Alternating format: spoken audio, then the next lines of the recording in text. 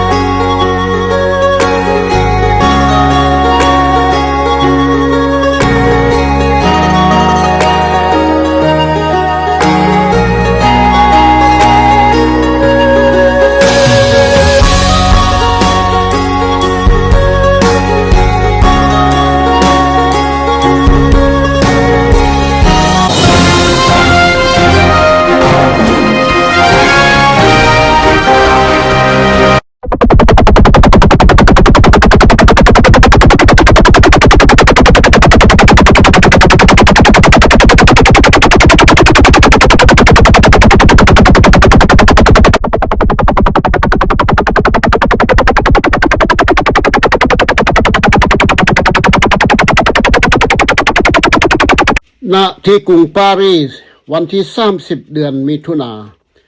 ปี1977ประธานอุนสนานิกรอดีตประธานสภาแห่งชาติลาวและสมาชิกลาวอิสระแล้วแยกออกมาเป็นผู้ก่อตั้งเสรีลาวเพื่อให้ลาวเป็นเสรีมีปัญญามีเอกราชสมบูรณ์ซึ่งพวกกลุ่มลาวอิสระต่อต้านฝรั่งเศสเสียชีวิตเมื่อวันจันทร์ที่ผ่านมาด้วยปัญหาโรคตับและมะไขลังณที่บ้านพักนอกกรุงปารีสความอายุได้70ปีท่านได้เดินทางไปถึงฝรั่งเศสเมื่อกว่า1 เดือนก่อนเมื่อรับการรักษาในโรงพยาบาลเมื่อสัปดาห์ที่แล้วนี้แต่เมื่อรู้ตัวว่ากำลังจะเสียชีวิตท่านก็ย้ายไปอยู่บ้านของท่านกับครอบครัวตามประเพณีของลาวประธานอุนสนานิกรเป็นสมาชิกของหนึ่งในตระกูลที่มีความซื่อหรือสาในที่สุดของประเทศลาวในอดีตเป็นบรรณาธิการหนังสือพิมพ์เสรีลาวเคยเป็นพันธมิตรกับเจ้าสายแดงสุภานุวงศ์ผู้นำฝ่ายซ้ายหัวหุ้นแห่งตามระบอบสังคมนิยมคอมมิวนิสต์อ้างว่าหักษาแต่ได้แยกทางกับเจ้าสุภานุวงศ์ในปี1946เนื่องจากปัญหาการนำเวียดนามเนื้อเข้ามาในลาวก่อนหน้านั้นท่านเคยเข้าร่วมกับการนำเสรีลาวและเสรีไทยเพื่อขับไล่จักรพรรดิญี่ปุ่นออกจากอินโดจีนในปางสงครามโลกครั้งที่2กับพันธมิตรโลกเสรีมีสหรัฐอเมริกาอังกฤษแคนาดาและฝรั่งเศสเป็นแกนนำฝ่ายโลกเสรีเพื่อปลดปล่อยกลุ่มพวกฟาสซิสต์นาซีเยอรมันอิตาลีและจักรพรรดิญี่ปุ่นจนกว่าได้รับชัยชนะอย่างใหญ่หลวงของขบวนการเสรีลาวสนับสนุนกองกำลังฝ่ายพันธมิตรเสรีมีปัญญาและประชาธิปไตยอันแท้จริงเป็นต้นมาของปี1949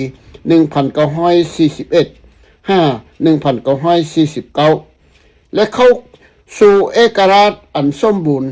จากการปกครองของฝรั่งเศสต่อไปนี้จะได้เล่าเหตุการณ์ครั้งสำคัญของชีวิตและผลงานบรรลบของท่านอุนสนานิกรเครือขั้นใสณเวียงจันทน์บางท่านผู้นำนายทหารเสรีไทยมักเอิ้นว่าเท้าอุ่นตีนเย็นข้อเสื่อมทานจงได้รับฟังโดยรายละเอียดดังนี้บันที่1เครือขั้นใสณเวียงจันทน์พญาอุ่นสนานิกรสถาบันสังเกตการและค้นคว้าบุคคลสำคัญที่โดดเด่น กว่าอื่นใดได้บันทึกความทรงจำและจื้อจำข้องเครือขั้นใสณเวียงจันทน์พญาอุนสนนิกรสถาบันมิตรภาพอเมริกันลาวร่วมมือกับสาธารณรัฐเสรีลาวเพื่อลาวเสรีภาพและนักสังเกตการลาวเพื่อในใส่แก้ไขความเสียหายและแตกสลายในความมืดประวัติศาสตร์ลาวเพื่อความจริงในปัจจุบันเกี่ยวกับสัญญาสันติภาพอยู่ลาวประเทศลาวกิจการการเมืองและประวัติศาสตร์ทั่ววัฒนธรรมการสัมภาษณ์ปากเป่ากับเล่าความจริงของข้อเท็จจริงในบทบันทึกในความทรงจำอันมีเกียรติของพระนาทานพญาอุนสนนิกรเครือขั้นใสณเวียงจันทน์นับตั้งแต่สุมปี1941ถึง1975จนบันสุดท้ายในการแตกสลายในความมือประวัติศาสตร์ของเรา84ปีก่อนโดยทั่วไปแล้วบางภาคส่วนเพื่อเป็นการส่งเสริมการเรียนรู้การศึกษาสำหรับสถาบันเสรีลาวต่อความสำคัญสายผัวพันบทบาทอันสำคัญที่ผ่านมาและได้ทึกลงลืมประวัติศาสตร์อันมืดมนพ้นทางสู่แสงสว่างซึ่งมันได้ทึกละเลยในความทรงจำของเชิงผู้ก่อตั้งและสร้างตั้งในการร่วมและการแยกออกจากความนิยมสมสอบจาก3ฝ่ายกลุ่มการเมืองใหญ่ๆคือ 1. พวกหัวนิยมและรักษาไว้ซึ่งระบอบกษัตริย์ปกครองตามแบบฉบับดั้งเดิม 2. พวกหัวนิยมเสรีมีปัญญาภาษาก้าวหน้าจนกว่าเอกราชสมบูรณ์สู่ความวัฒนาท่าวร 3. พวกหัวนิยมรักษาหุ่นแห่งเผด็จการกรรมสิทธิสังคมนิยมคอมมิวนิสต์อินโดจีนและในช่วงกาลเวลาส่วนหนึ่งเพื่อกะเกียมเป็นเอกสารสมบูรณ์แบบสำหรับการพัฒนาในแนวทางของสถาบันมิตรภาพอเมริกันลาวบ่ให้หลงลืมกับความผูกสัมพันธ์สายผัวพันแบบ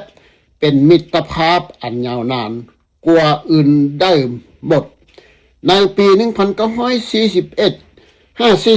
นั้นการเริ่มโครงการเอเชียอาคเนย์ของสหพันธ์เสรีไต้ลาวได้กำหนดเอา1โครงการดังกล่าว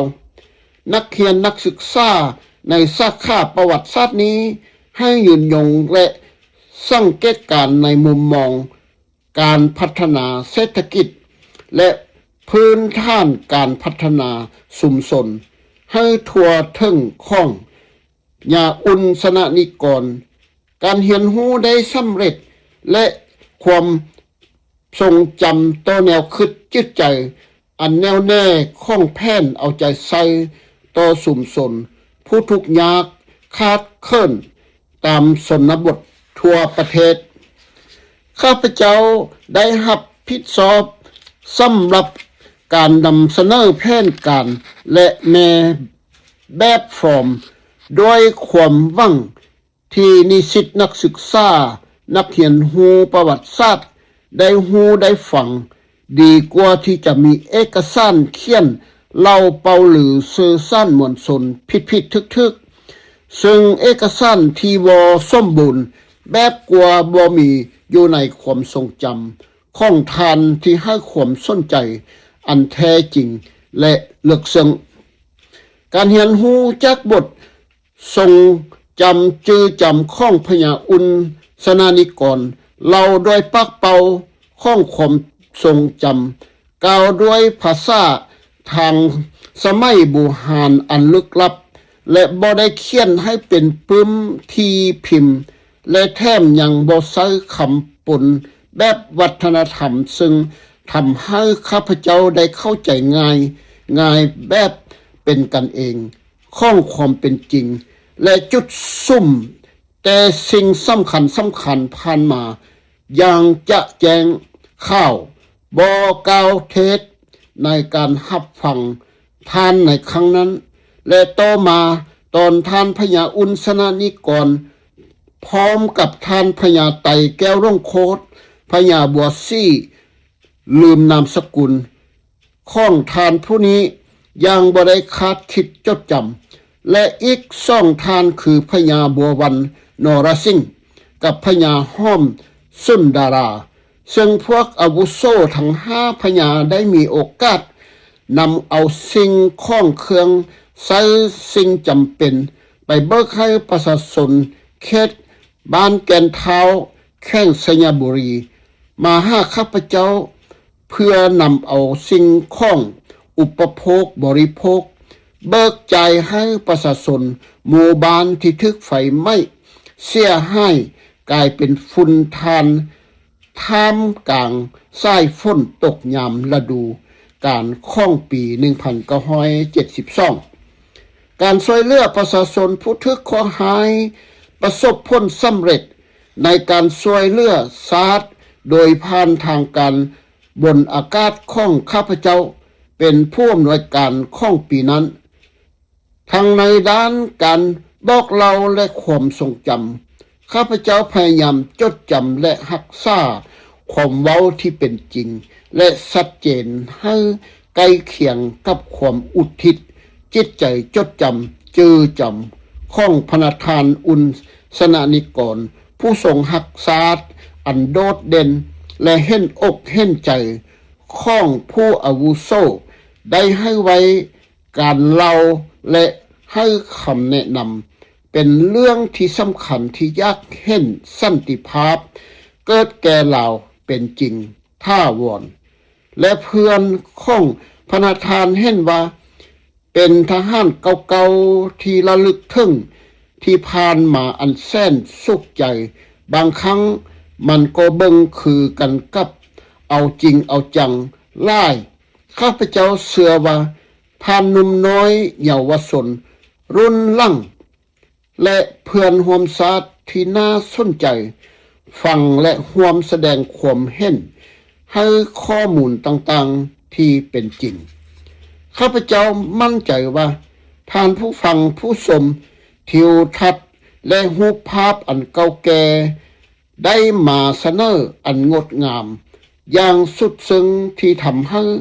วิดีโอสุดสำคัญให้เป็นบททรงจำที่หาได้ยากและเผยแผ่ได้ข้อบกพร่องหรือข้อบกพร่องดังกล่าวที่ได้คงมีอยู่เป็นความผิดของการเล่าขั้นแต่เพียงข้าพเจ้าและยินดีที่จะรับเอาความผิดพลาดนั้นมาความจดจำและข้อแนะนำพิจารณาจากประวัติศาสตร์ลาวการแตกสลายในความมืดประวัติศาสตร์ลาวในช่วง50 ปีผ่านมานี้ว่าเป็นไปอย่างสงบสุขมันเป็นเรื่องของคู่ขนานและโดยมหาอำนาจและประเทศที่อยู่ห่างไกลแต่ถึงปานนั้นก็ยังได้รับความสนใจอย่างล่วงล้ซึ่งเขียนขึ้นอย่างมีเนื้อหาเกี่ยวข้องในช่วง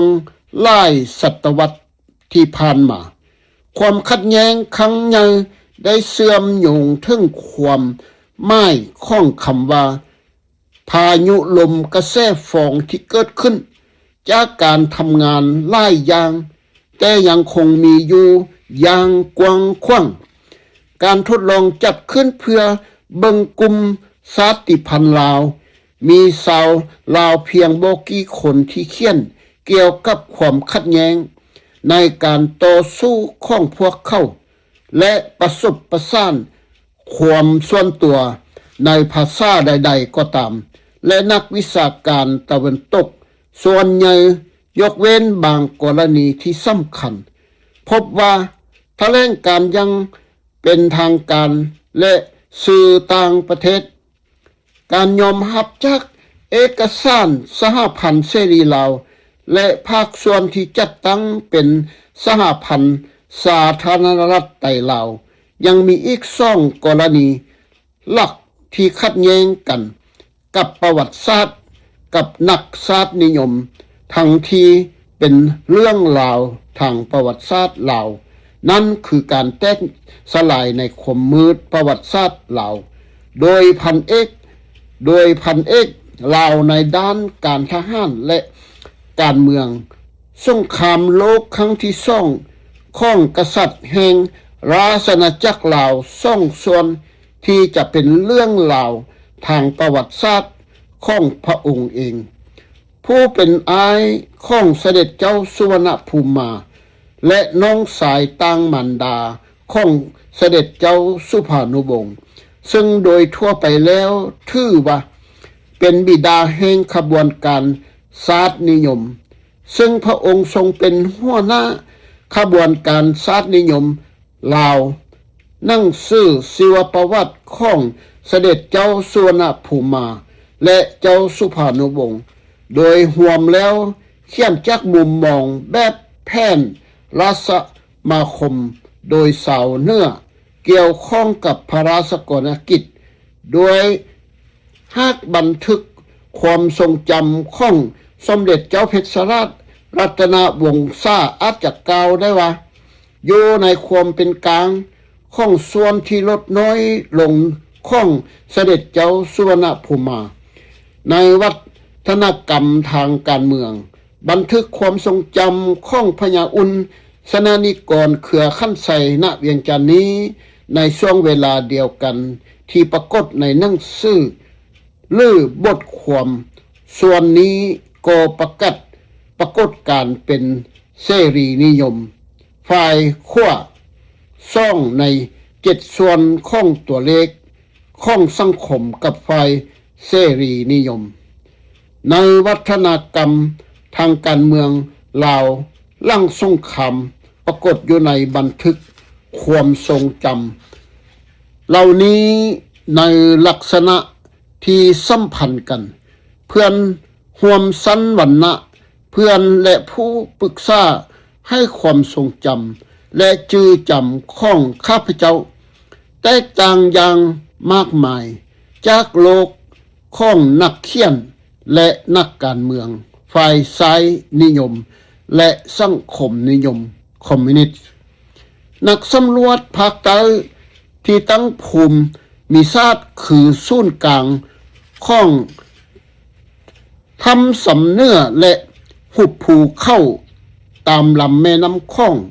ซึ่งเป็นเส้นทางสายหลักจากเวียงจันทน์และสาวต่างประเทศและพันธมิตรของเฮาคือสาวไทยและสาวอเมริกันของนักสำรวจเจ้าเพชรราชรัตนวงศาสำหรับในช่วงเวลานั้นตามความจริงของระบอบการปกครองของเราในรัฐบาลพญาอุ่นสนานิกรดำรงตำแหน่งอยู่นั้นแทบจะบ่ปรากฏในบทบันทึกของพญาอุ่นสนานิกรเลยทีเดียวและถึงแม้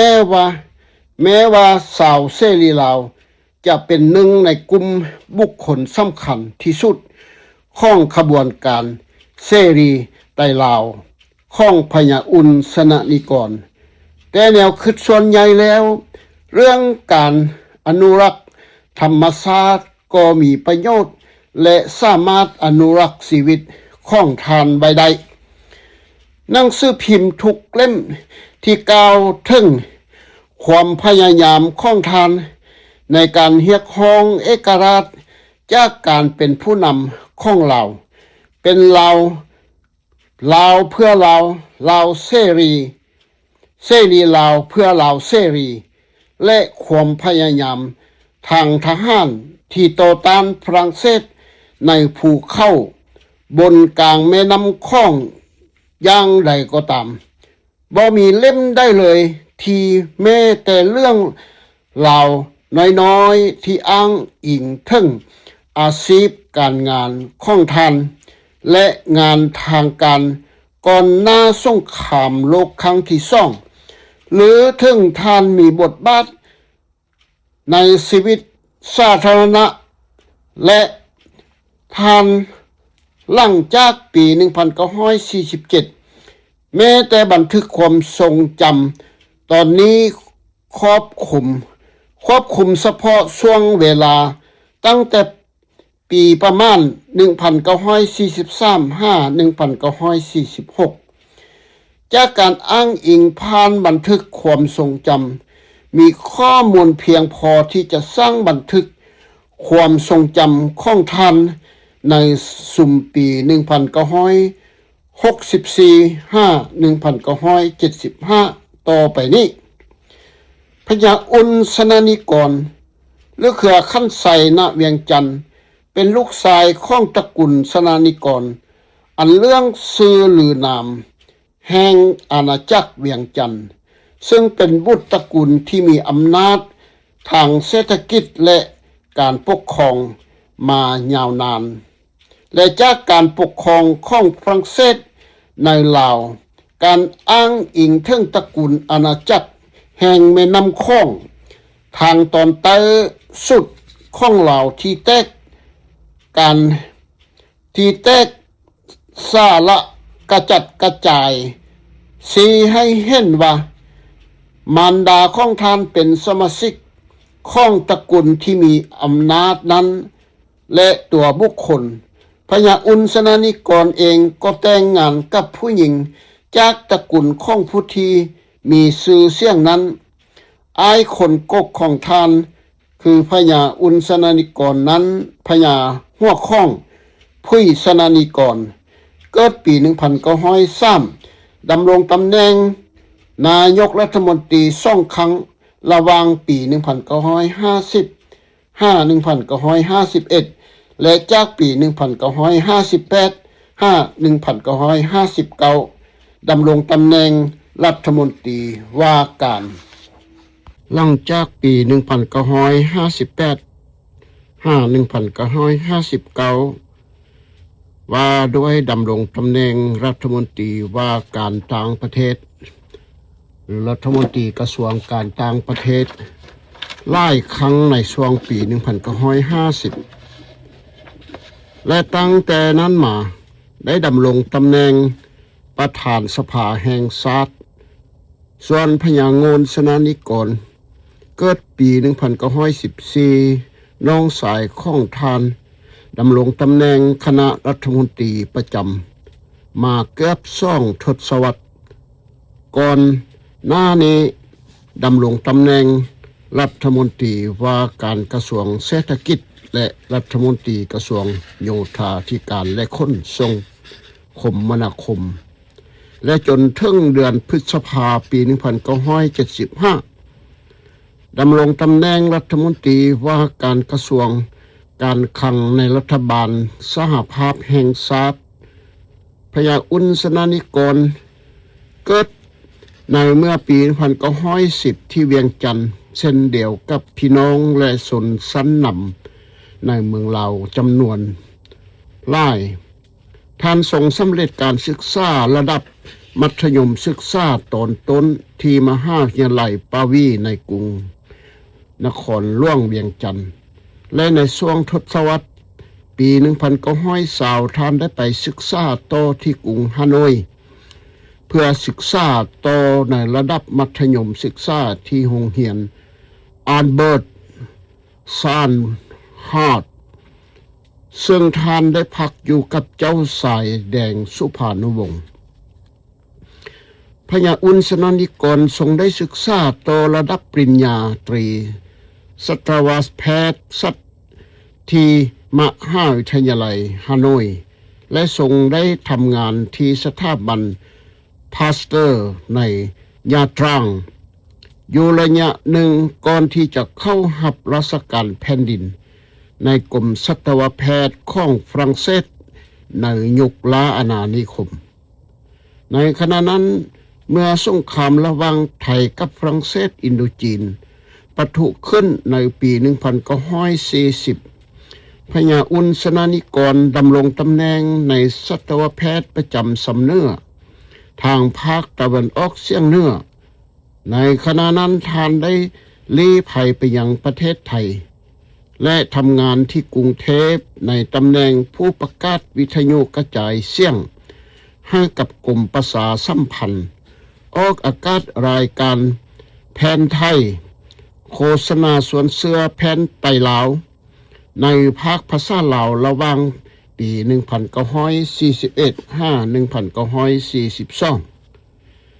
ยังบ่แน่ชัดว่าท่านเคยผ่านการฝึกทหารมาน้อยหลายปานใดบางครั้งท่านยังจื้อจำบ่ได้หมดเพราะอายุก็แก่แล้วก่อนที่จะได้รับพระราชทานยศเป็นนายทหารในกองทัพไทยพอบันทึกความจื้อจำในความทรงจำของท่านเริ่มต้นขึ้นเมื่อพญาอุนสนานิกรประจำการในกรมทหารม้าใกล้เมืองเสียงแส้นทางภาคเหนือของไทยในท้ายปี 1942 หรือก่อนท้ายปี 1943 หลังจากรับราชการที่ชายแดนแม่น้ำข้องติดกับฝรั่งเศสอินโดจีนในระยะหนึ่งท่านได้เข้าร่วมในการยึดครองรัฐซ่านของพม่าโดยไทยจึงได้เอิ้นว่าสาธารณรัฐไตลาวเป็นต้นมาเมื่อท่านกลับกรุงเทพท่านได้รับเลื่อนชั้นได้ยศเป็นพันตรีและยังได้ถูกส่งไปประจำการในกองบัญชาการกองทัพแข้งลพบุรีโดยรับหน้าที่ต่างๆมากมายรวมทั้งเป็นผู้อำนวยการส่วนสัตวแพทย์อีกด้วยท่านผู้ริเริ่มในแนวทางคิดประกอบการจัดตั้งสหพันธ์สาธารณรัฐไตลาวผู้ทำอิฐข้องบรรดาผู้นำเราแตกต่างกันกับคนอื่นๆท่านเป็นบุคคลสำคัญผู้ทำอิฐที่บ่อยากให้สายเลือดเหล่ามาจากชนชาติไตอันยิ่งใหญ่ในประวัติศาสตร์ยาวนานมานับพันปีผ่านมาแล้วหากจะเชื่อได้ว่าเหตุการณ์ในลำดับเหตุการณ์ของพญาอุนสนานิกรเกิดขึ้นจริงท่านได้เข้าไปพัวพันกับขบวนการเสรีไทยและเสรีลาวใต้ดินต่อต้านญี่ปุ่นของเสรีไทยบ่นานหลังจากก่อตั้งในช่วงปลายปี 1943 เรื่องราวที่ท่านเว้ากับความจื้อจำกับความทรงจำด้วยกับท่านตนเองนั้นท่านได้รับเชิญจากอดีตหัวหน้าของท่านไพโรจน์ไสยนามหรือท่านไพโรจน์ไสนามผู้อำนวยการฝ่ายประชาสัมพันธ์และได้รับการข้อห้องให้ทำงานร่วมกับขบวนการเสรีไทยเพื่อพัฒนาขบวนการเสรีลาวขบวนการเสรีลาวขบวนการลาวอิสระควบคู่กันในภาคเหนือของประเทศไทยและลาวพญาอุนสนานิกรเลือพันตรีอุนสนานิกรลาออกจากราชการในกองทัพไทยและได้ร่วมมือกับท่านเตียงสิริขันธ์อย่างใกล้ชิดกับภาคเหนือคนอื่นๆในการจัดตั้งเครือข่ายข่าวสั้นมวลชนโฆษณาใต้ดินและการต่อต้านด้วยอาวุธยุทโธปกรณ์อาจจะบ่แม่นเรื่องบังเอิญที่งานนี้มีศูนย์กลางอยู่ที่พื้นที่ภูเขาเลิกภายในแขวงสกลนครและนครพนมซึ่งการความบ่สงบต่อต้านรัฐบาลมีมาตั้งแต่ต้นปีทศวรรษปี 1960 บันทึกความจื้อจำในความทรงจำของ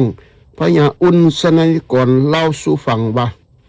เกี่ยวกับช่วงเวลาต่อมาตั้งแต่ปี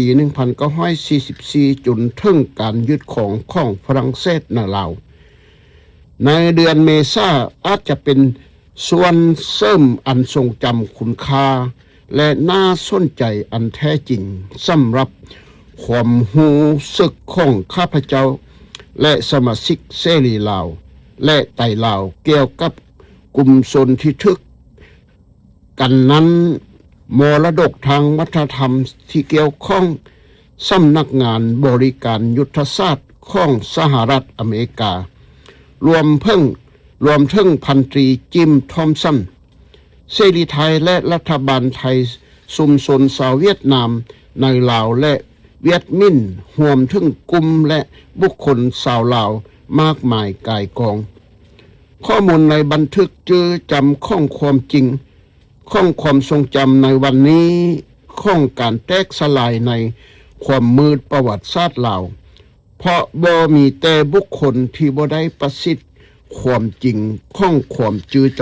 ำตัวจริงเท่านั้นจึงเป็นการแตกสลายอยู่ในความมืดประวัติศาสตร์ลาวยังเยือล่วงย้อนบ่เหียนหูกับความเป็นจริงบันทึกความจื้อจำข้องความทรงจำส่วนนี้เปรียบเสมือน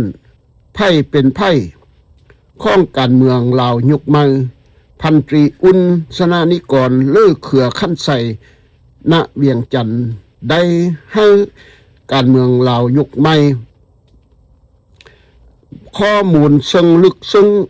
ที่สำคัญเกี่ยวกับความขัดแย้งระหว่างอังกฤษ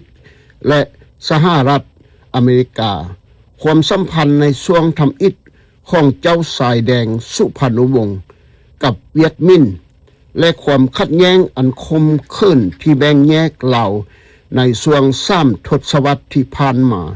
ที่สำคัญที่สุดพญาอุ่นสนานิกรเลิศพันตรีอุ่นสนานิกรช่วยให้สติปัญญาของทานแก่คนรุ่นใหม่ได้หูจักเส้นเดียวกับตัวข้าพเจ้าเองและคนอื่นๆในจิตใจของชาวไต้ลาวผู้รักษาหลายล้านคนและแม้กระทั่งได้สัมผัสถึงวิถีชีวิตการเริ่มต้นเพื่อกอบกู้เอกราชของลาวจากกองกำลังต่างๆที่มุ่งหมายจะฟื้นฟูการปกครองอาณานิคมของฝรั่งเศสในช่วงปี 1945-1946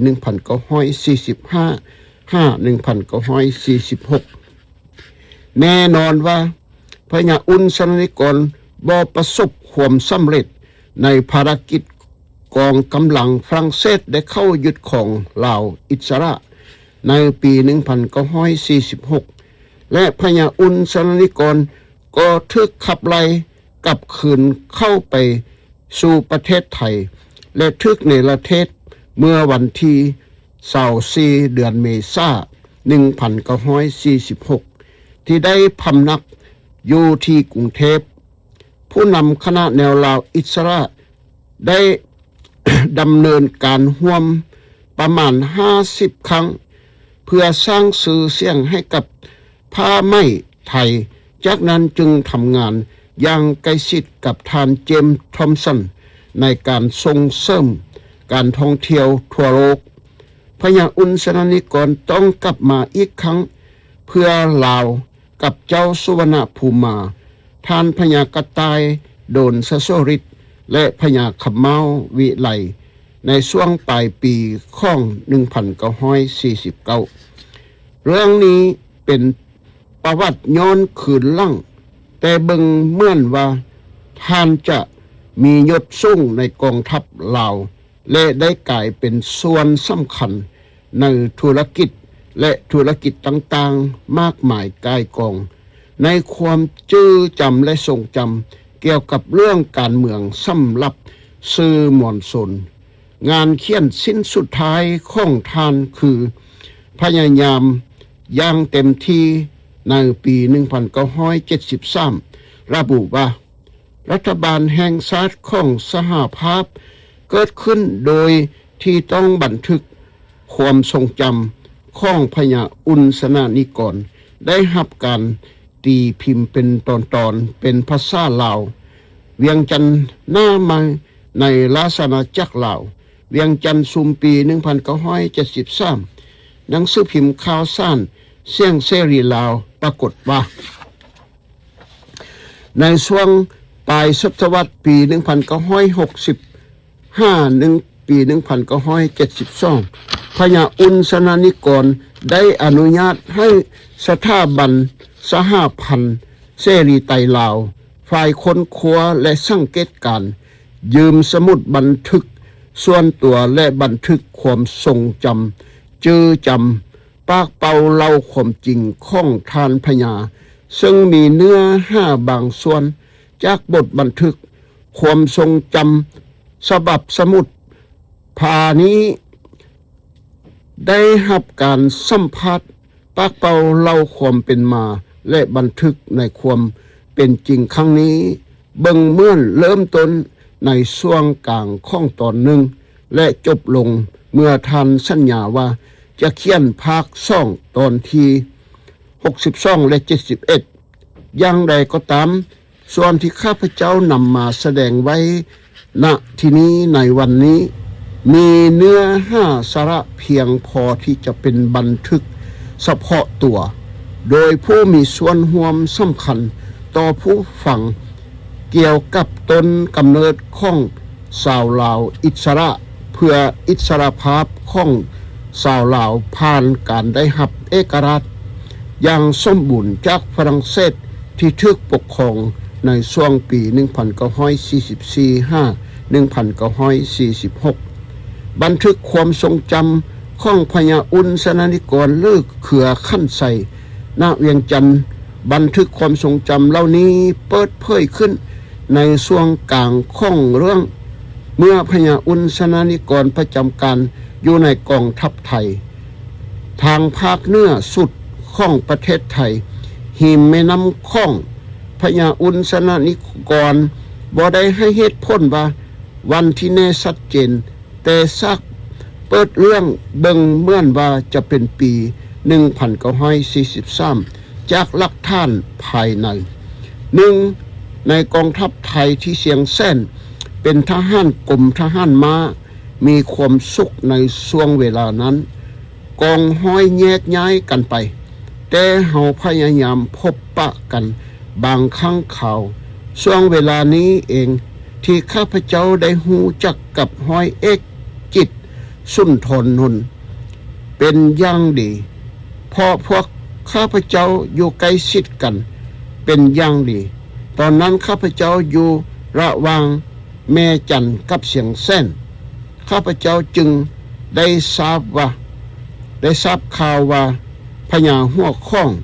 ผู้สนานิกรผู้เป็นอายของข้าพเจ้าซึ่งปัจจุบันดำรงตำแหน่งประธานสภาแห่งชาติประจำการอยู่ที่บ้านห้วยสายในตำแหน่งเจ้าเมืองหรือเจ้าแขวงข้าพเจ้าจำบ่ได้ว่าตำแหน่งได้ข้าพเจ้าและลูกน้องจึงเดินทางไปเสียงข้องและฮีบแจ้งนายอำเภอข้องไทยให้เชิญพญาหัวข้องผู้สนานิกรมาเยี่ยมยามเสียงข้องทันทีเพราะข้าพเจ้าต้องการพบกับท่านพญานายอำเภอตอบว่าท่านบ่สามารถเชิญพญาหัวข้องผู้สนานิกรเพียงลำพังใดแต่จะต้องเชิญข้าล่วงใหญ่ของฝรั่งเศสด้วยการที่พี่น้อง2 คนการพบปะโดยแจ้งให้ข้าล่วงใหญ่ทราบนั้นเป็นเรื่องยากลำบากหลายที่สุดเพราะถ้าท่านบ่ฮู้เห็นตอนนี้ท่านก็จะฮู้ทีหลังและจะเป็นอันตรายต่ออายของข้าพเจ้าท่านเก่าข้าพเจ้าบ่ควรเฮ็ดหยังให้อายบ่พอใจเพราะฟังนั้นสถานการณ์ยุ่งยากซับซ้อนหลายผู้เป็นอายเพราะฟังนั้นสถานการณ์ลำบากหลายข้าพเจ้าบ่พอใจคำตอบนั้นจึงถามว่ามีทหารฝรั่งเศสจากไหนที่บ้านห้วยสายและได้รับคำตอบว่ามีบ่ถึงฮอด40 คนข้าพเจ้าเห็นด้วยว่า เฮาสามารถกินทหารฝรั่งเศสเป็นอาหารเช้าได้นายอำเภอเริ่มวิตกกังวลมากและอธิบายว่าห้วยทรายเป็นของประเทศอื่นที่เป็นมิตรภาพกับพวกเขาหมายความว่ามิตรภาพไต้ลาวและถ้าหากพวกเฮาหยุดห้วยทรายได้ปัญหาใหญ่ก็จะเกิดขึ้นนายอำเภอขออย่าให้เฮาไปสนใจเรื่องนี้เลยเฮายอมรับข้อโต้แย้งของนายอำเภอและเดินทางกับเสียงแซนด้วยความเศร้าใจเพราะเฮาได้เห็นบ้านห้วยทรายแล้วแต่ก็ยังไปบ่ได้ทันทีที่พวกเฮามาถึงเสียงแซนข้าพเจ้าก็บอกไอ้สมบูรณ์และเขาก็แนะนำข้าพเจ้าว่านายอำเภอเว้าถูกต้องทุกประการและข้าพเจ้าควรเลิกคิดที่จะก่อเรื่องวุ่นวายเพราะคนที่จะถูกลงโทษคือผู้เป็นอายของข้าพเจ้าคือพญาหัวข้องผู้สนานิกรนั่นเองในความเป็นจริงการที่ข้าพเจ้าอยากพบหน้าเห็นตาผู้เป็นอายเป็นความคิดที่แน่ใจ ที่ยังบ่บรรลุนิติภาวะซึ่งข้าพเจ้าบ่ได้คิดให้รอบคอบนอกจากนี้แล้วข้าพเจ้าบ่แน่ใจว่าผู้เป็นอายอยากเห็นหน้าข้าพเจ้าหรือบ่เพราะข้าพเจ้าได้หนีไปเมืองไทยแล้วข้าพเจ้ามีชื่อเสียงว่าเป็นคนทรยศต่อฝรั่งเศสและค่ายลาวให้ไทยเรื่องนี้ได้จางหายไปแล้วข้าพเจ้าต้องการปล่อยมันไปและบอกคิดเรื่องนี้อีกตลอดเวลาที่กองทหารมาส่วนหนึ่งประจำการอยู่ที่เสียงแซนคงเป็นเรื่องยากลำบากและน่าหงุดหงิดสำหรับชาวเสียงแซนด้วยเหตุนี้เพียสมบูรณ์จึงกระซิบกับข้าพเจ้าว่าชาวบ้านยานทหารมาหลายที่สุดและขอให้ข้าพเจ้ามาเสียงแซนหลายครั้งเรื่อยๆเพราะรู้สึกเหมือนอยู่บ้านที่นั้นเหมือนประเทศลาวเฮาเส้นเดียวกันคือสายเลือดเดียวกันข้าพเจ้าอยู่ที่นั้นหลายเดือนและมีเรื่องน่าสนุกมวนซื่นเกิดขึ้นอย่างล่วงไล่ที่นั้นตัวอย่างเช่นว่าเมื่อฮู้ว่าสามีของพวกเขาพักอยู่พื้นที่เสียงไห้แม่จันและเสียงแซนภรรยาของนายทหารก็จะมาเยี่ยมยามสามีบางคนมา2 วัน3 วันบางคน7 วันหรือ8 วันและบางคนก็อยู่ที่นั้นเลยซึ่งเป็นเรื่องที่น่ายินดีสำหรับ